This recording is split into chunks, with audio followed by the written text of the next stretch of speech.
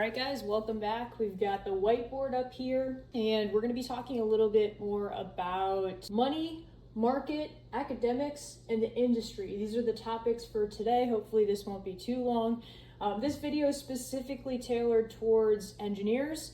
So if you're an engineer, you're a working professional, you're working in mechanical, electrical, software, systems, robotics, this is going to be a good one for you. A lot of the people that come into my mentorship, they don't have an understanding of anything outside of engineering. Like, they don't understand holistically how their job working as an engineer at a company actually impacts them in their career growth. Okay, so a lot of folks, they'll come to me and they'll be stuck in their career, right? So they're, let's say, 10 years, 15 years, or they're, multiple degrees into their career. So they've got a bachelor's degree, they got a master's degree, they got a PhD, they've got multiple degrees. They want to go get another degree, they want to get an MBA. What I'll tell you is, I only have a bachelor's degree because strategically, every single time you make a move, so let's just make like a ladder here. So let's just say this is your bachelor's degree, you put master's and you put like PhD.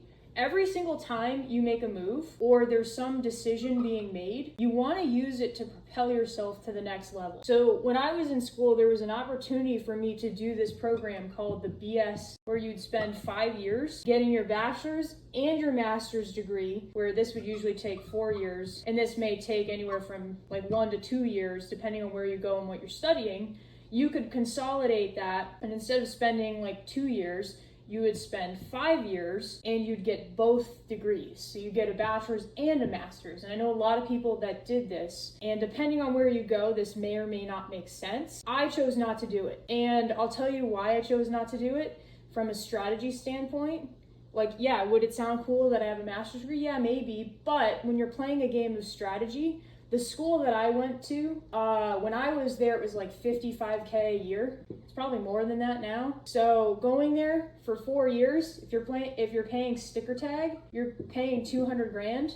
So I went to WPI. Their, tuition costs for undergrad, you're looking at a $200,000 degree. Then you throw in another year, you're looking at $250,000, and you don't have any experience yet. So you're 23, 24 years old, you have no experience, and you have basically a mortgage over your head. So the reason why I didn't do this was because I didn't think it was worth doing. Now, what I will tell you is I didn't pay sticker price when I was in high school. So we'll put high school here. I was at the top of my class. So I was National Honor Society. I had over a 4.0. I was, top of my class, so I didn't pay anywhere near this. I got very lucky. I got a lot of academic scholarships that brought my costs down. So I was able to get my degree for, not even close to this price, so for a very good deal. But even if I could have extended my time there and spent 5 years getting the extra master's, I didn't do it. And here's why. When I was a freshman, after my freshman year, I got invited to do an REU. So this is a research experience for undergrads, and I got to do this at UPenn. And when I was there, I was working in Vijay Kumar's drone lab. This was before drones were really a thing. And I got to work alongside of master's students and PhD students and PhD, and so the doctor, like the people that are there actually teaching and doing research and had their own labs. And I was given kind of this model, which I didn't realize many people weren't ever given. I was given this model of, if you want to go academic, which is what we were talking about, academic, then you want to use this to your advantage, okay? So long term, if your goal is to become a PhD in something, like you want to be a doctor in, like I had the opportunity to get my doctorate in robotics engineering, and I was actually considering it early in my career when I was 19, 20 years old. I was considering going down this route and being more academic, which means you can do research. It means you can do teaching, so you can be a professor. It means you can get grants. So they have the US has grants that go to these top tier universities. So if you want to work at a university like UPenn or like MIT or like Stanford, you would need to do this. You need to get your PhD, and ideally, and this is just my opinion, ideally you want to do your PhD at a tier 1, so like a top 5 to 10 university. So we're talking your MITs, your Stanfords, your UPenns. You want to get a name, you want to get your PhD from a name brand school. Georgia Tech. You want to be using that to your advantage if you're going to go through this. And the trick is you want to get your PhD. So like if your goal is to end up with a PhD, you want to apply for the PhD, get into a PhD program, and then what you do is you just pick up your master's while you're doing your PhD. So you pick up the master's during your PhD tenure. And this was the recommendation that I got early in my career. This was a long time ago. This was like over a decade ago. So I recommend, like, if you're considering ending up here, you may want to have this kind of strategic conversation with somebody like a professor or somebody that has gone through this more recently on the way to do this. Because if you go and you have your bachelor's degree, then you go get a master's degree, then you go get a PhD, you're signing yourself up for like a 10-year experience that could quite literally just be 4 to 5 years. Like you could literally just delay this by 5 years if you don't have a strategy. And every single year that you're in school, you are paying for it. You're paying for it in a couple ways. You're paying for it in the tuition, and you're paying for it in the opportunity cost. And this is something that most people don't realize. So like if you're spending 10 years trying to get all your academics done, and maybe between bachelor's, master's, PhD, like if you're spending like a full decade doing this as an engineer, you're not only paying the tuition, which is what your most likely your loans are gonna be, if you're lucky enough to get a grant and it's subsidized and your PhD is paid for, good on you, but you still have your cost of living, right? You're not gonna be, living in a shack while doing your PhD. Like you still have to be able to live, food, rent, whatever city you're in, it's funny because the top schools like the MITs, the Stanfords, the Georgia Techs, the UPenns, they're all in major cities, which tend to be more expensive than the middle of nowhere. So you've got that. And then you've got the opportunity cost of not getting a salary. So somebody that's doing this process here where you have, let's say you have the bachelor's, but you're pursuing full-time master's, PhD, or you're doing your PhD, you're in a PhD program, you're picking your master's up along the way, you're forfeiting potentially a 6-figure salary for however long you're doing this. So you're losing out on, let's just call it $10,000 every month for as long as this process takes. So if it takes you 5 years, you're missing out on over $500,000 worth of income to pursue. And the reason, so this goes back to the story of like why I chose not to do any of this, is because financially, I wanted to start making money as an engineer here, and I wanted to see what the industry actually would pay for. So rather than exhaust all my education as a young person, in my early 20s, rather than coming out as somebody that's maybe overeducated, I decided, you know what? I'm gonna keep the bachelor's. It's in a great field. It's in robotics engineering. And I am gonna start my career getting experience in the industry because this option is always here. So even today, if I wanted to go back and become, Dr. Liz in robotics, I can still do that, presuming I go through this whole process and there's a strategic reason to do this. I can still do this, and I can still get that boost in this direction. Now, what I will say is when you're on the academic side of things, your earning potential depends a lot on the environment that you're in. So whether you're doing research, whether you're a professor and what school you're at, whether you're under government grants or contracts to study certain things, and which location, which company or university that you're actually working at. So academics, and even in the market, it's dependent on where you land, right? Somebody that's, at a top tier, let's say at a Stanford, they're going to be probably making more on a guess than somebody that's working at, ABC University that nobody's heard of. So this is why having a strategy is so important, because now you can start to see, okay, what do I have to pay or invest in terms of the actual tuition, the bill that I'm going to be spending, and then the cost of living, and then the opportunity cost of not being able to do something else. So what I ended up doing was getting right into the industry. So working at a Fortune 50 company and using that to gain industry experience. And what this does is it allows you to make good decisions. So here, let me show you kind of the alternative. So we just spent some time talking about academics and the cost of academics, okay? The true cost, your time plus your opportunity plus tuition. So now let's spend some time talking about the industry, and I'll share a little bit more context around the decisions that I made, like what I wanted out of my life. And I think a lot of people, they don't think about this until somebody points it out. And I will tell you that I didn't know about this until my early 20s, and it helped me make decisions in my career that many of my clients come to me now trying to figure out. And the thing about figuring this out in your 20s versus figuring this out in your 30s or 40s is in your 20s, you have time. You have time to swing for the fences. You have time to make mistakes. But in your 30s and 40s and 50s, if you're still trying to figure this out, you're running out of runway. So having a good strategy can be the difference between you retiring with the amount of money you want versus you working until you're 80 trying to catch up. So we spent some time talking about academics. Let's talk about industry. So in the industry, there are, and I'm speaking from engineering firms, right? So I'm speaking from the company that I was at previously. So when I was at Raytheon, there are kind of like two lines, and there's definitely more than this, but I'm just talking in terms of as it relates to the engineer and where you can find yourself. So the first line is actual engineering. So you are part of the team that is making the product that they sell at that business unit. So when I was at Pratt & Whitney, the engineering was engine components, right?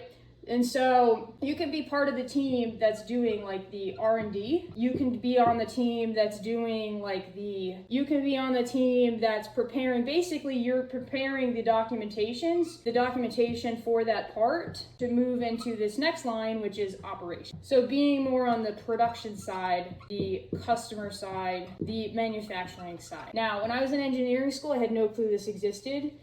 When I was in engineering school, I knew nothing about engines at all because I wasn't studying aerospace, I was studying robotics. But what's interesting is engines also have control systems and robots have control systems, which is how I found myself working in this area and getting to work in R&D, getting to work in testing. So where do these degrees match these kind of two simplified paths or trajectories in the industry? Well, here's how I look at it. If you're going to find yourself in what I'll call hardcore engineering and you want to be in R&D at a big company like a Raytheon or like in what I would consider like an old school Fortune 50 type company, the PhD is going to be in terms of a fellow and maybe in a lab. They have some labs, and this was kind of an interesting space. But if you want to be a doctor of something and you want to work in the industry, the way to do that would be to go through engineering, and you want to find yourself in the R&D or in the engineering side as a fellow. And like these fellows, there's not many of these fellowships. What I can tell you is the fellow is basically a subject matter expert, and they've got like 20 plus years of experience on that, 1 to 2 specific part. And like the calculations, like they basically are very specialized. They're the specialist in that department for that particular thing, or they're working in a lab where they're doing like new product development. So new product development was another area that you could find yourself in as a PhD. Now let's look on this side.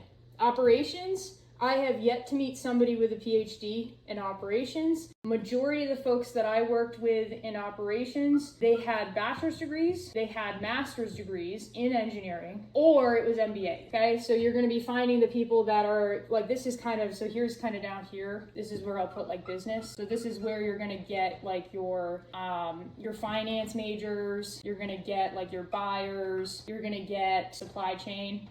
You're gonna get like business operations. So you're gonna get like your chief of staff, your HR, like your non-technical people. Well, this is kind of where kind of handshake forms, is you've got somebody that's kind of sitting in the middle of somebody that's super technical, somebody that's super non-technical, and then in the middle you've got these operators running operations for production, customer satisfaction, customer training, and then manufacturing. And these people tend to have a mix of they usually have a bachelor's degree, and I'm talking at the professional level, right? I'm talking at the white collar level. There are probably folks that have bachelor's degrees and maybe they're an operator, but what I'm talking about is more at the leadership level in the context of this conversation. And so you've got folks that are using their technical background, their bachelor's degree, but they're using it in an applied way. So when I was working, I had the opportunity to be on this side. I had the opportunity to be on the engineering side, and I had the opportunity to be on the operations side. And I also interacted a lot with the people on the business operations, specifically when I was at Raytheon. And so what I want you to take from this is to understand, like, if you think you need more education, but you already have a bachelor's degree, consider what you want to do. Do you want to go academics? Because academics you will need to enhance your, educational background by getting the master's and the PhD. But I would say if you're adamant on getting the PhD because you want to be a doctor of something, then you should do the PhD. You should just make the jump to PhD programs, and a lot of times they will help you get your master's while you're doing the PhD. So you don't have to do additional time. So you can kind of shorten that curve. Now, industry, if your goal is to get into the industry working in something like what I've just shared, engineering operations at a company like Raytheon, then you can get away with a bachelor's degree. You can get away with a bachelor's degree on engineering and in operations. The one thing that I would recommend doing is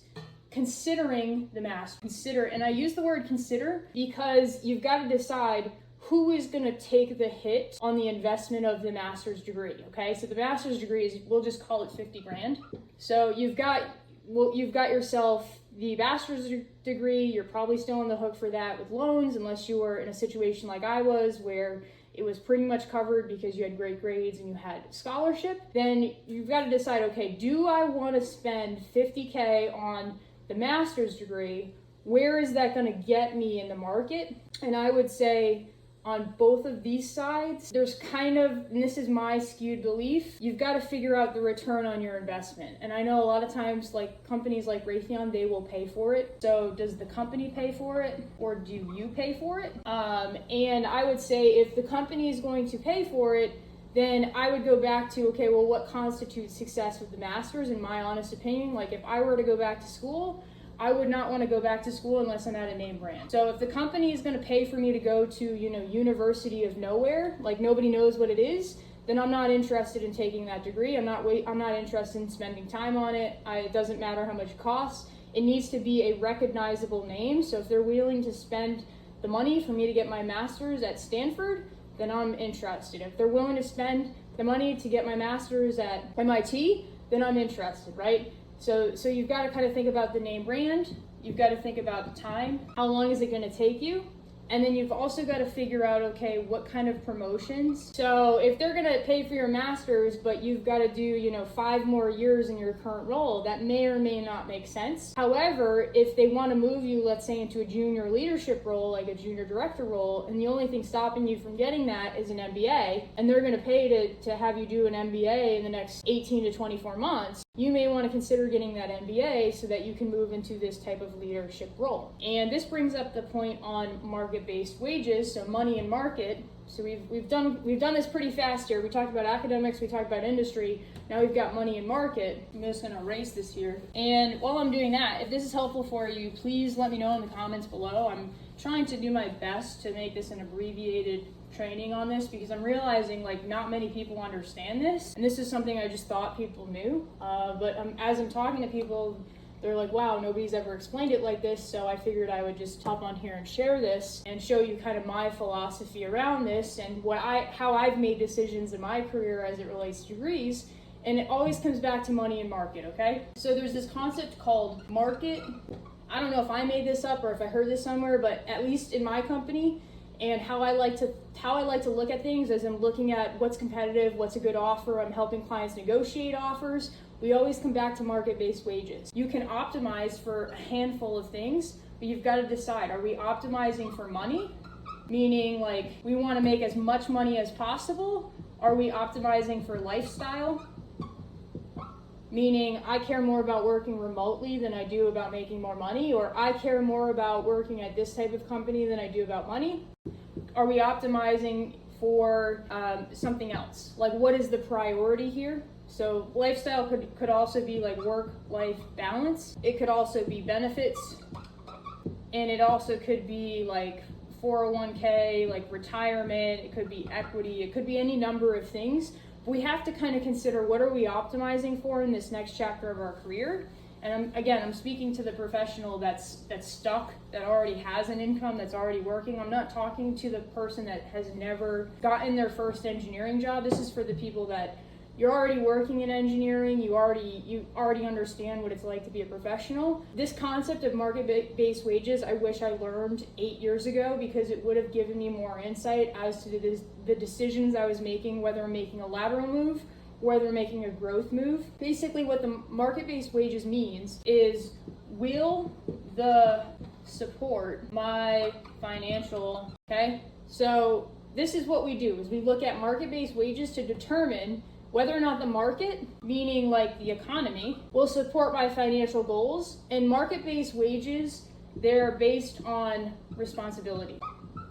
And what are responsibilities? Responsibilities are performance of skill. Okay, so this is why I'm always poking fun at people who tell me that they need more skills, and then they also proceed to tell me they have 3 degrees and they've taken more math than anybody should ever take in their life, and they come back and they say they still need more skills. What should I study next? And I'm like, you need to learn market-based wages. If you can understand this concept of market-based wages, then you will understand that the skills you have, what you've chosen to learn and get good at and master, is going to be based on, you're going to be paid based on the performance of the skill you picked as it relates to the responsibilities of the role and what market you are in. Okay, so let me kind of fill in some of these variables here, because maybe this sounds ethereal, but it's not.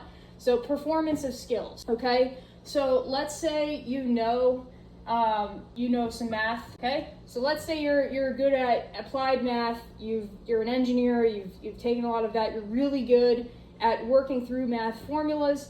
That is a skill, right?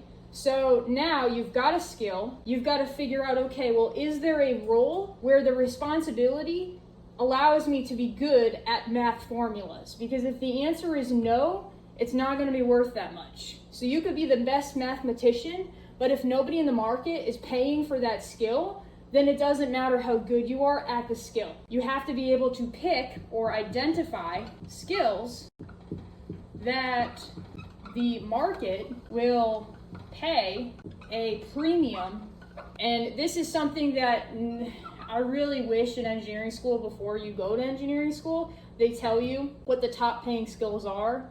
They don't really do that. What they do, at least they didn't do that for me. What they really do is they ask you what you're interested in, and then you learn the skills that you're interested in. But just because you're interested in it doesn't mean it's going to be a premium or a high-paying or in-demand skill. It is just a skill. Let's use another example. So you've got these language models for AI.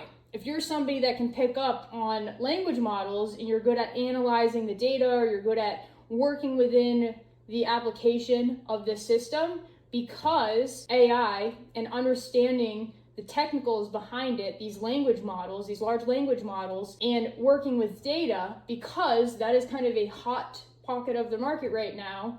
If you're really good at that, then finding responsibilities where you're in charge of managing large language models at a company that has money to support that skill, then you're probably going to make a lot of money on being in this pocket of the market with these skills. Let me do another one. So this is for my robotics people coming in with software. So this is why I love working with software engineers, is because a lot of times they sort of know, because when they've gotten their first job, they seem to be making far more than their colleagues. At least this is how it was when I was in school. The software engineers were always getting these killer Silicon Valley offers, and it's because C++, let's say you're an excellent C++ programmer, you have a skill, and if you're really good at it, meaning your performance is super high, finding a role where you're, let's say, the senior robotics engineer and you're on the software team, then you're now going to get paid a premium because this skill is being deployed in a way that the market wants to pay for it. So this is why I always say, like, people coming into mentorship, if you already have a bunch of premium skills, like let's say C++ programming or Python programming, if you're already world class at a premium skill, moving you into the robotics industry is going to make things super easy because the responsibilities of the role are already high paying. And the market dictates this, okay? So there's kind of a couple of variables that you can look at in addition to skill. So it's skill, responsibility. Kind of break this down. So it's responsibility, world class, and it needs to be the right skill, as we just talked about. And it also needs to be the environment that you're in. These are the variables that you can control. So what I like to do is, instead of saying what's my job title or what am I called, you know, at the job, if I'm looking for a new career in robotics or if I'm helping a client go through this process, it's like, okay, wait a minute. It doesn't really matter what your job title is. What is the responsibility that they're paying you for? Because if you know what the responsibility is, you can determine the market-based wage. Because like I said, responsibilities are based on world-class skills. And so if you're like, okay, I've got the responsibility to be, you know, a C++ programmer, the only thing that also will make a difference is going to be your environment, which means, are you going to be at Google or are you going to be at ABC's engineering company? Who's going to pay you more? And obviously Google is going to pay you more than ABC engineering company, right? And so then it's just a question of, okay, how do we take all of these variables and put them together?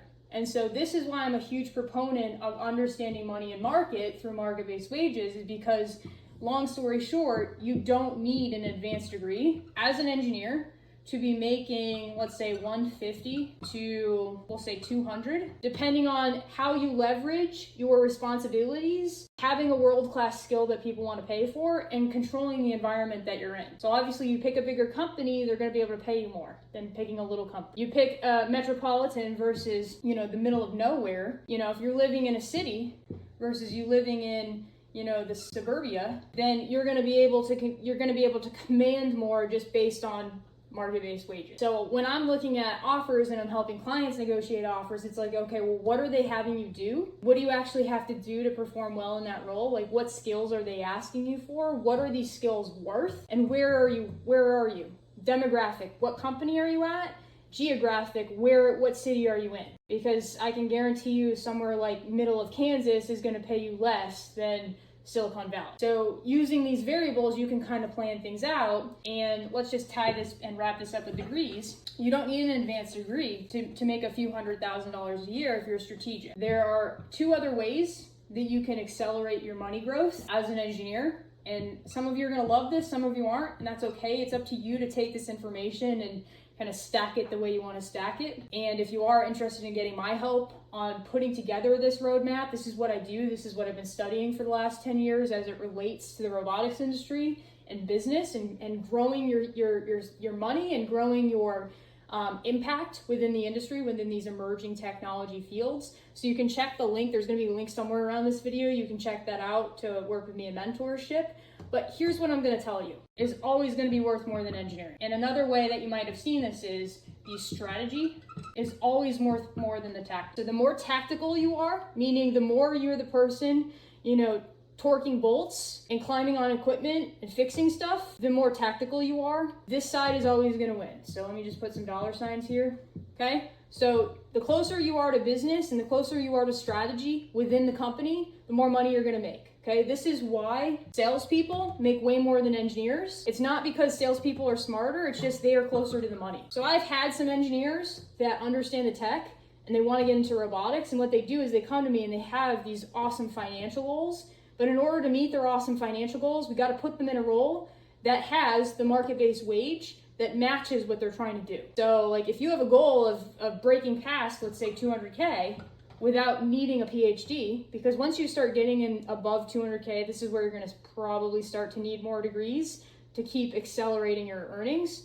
But if you don't want to get another degree and you want to just keep your engineering background and you want to go more business, if you get into sales, then you can make more than 200K a year because you're more strategic, you're working with the customer, and the closer you are to the customer who's paying you the more money you make. Farther away from the customer you are, the less money you make because you're focused more on the tactic. Like, how do I do something with a skill versus how do we grow? How do we make the company bigger? So a lot of you aren't going to love this after being in engineering for a while. If you are an engineer by heart and you love engineering for the sake of engineering and you're not money motivated, the best way to max out in engineering financially is to leverage degrees to give yourself a boost. But if you aren't married to engineering and you are more money motivated, your best bet is to slowly transition over to the strategy and the business side of whatever company you're at, because those folks are definitely making more money just by the nature of the value they provide the organization. Again, market-based wages. What skills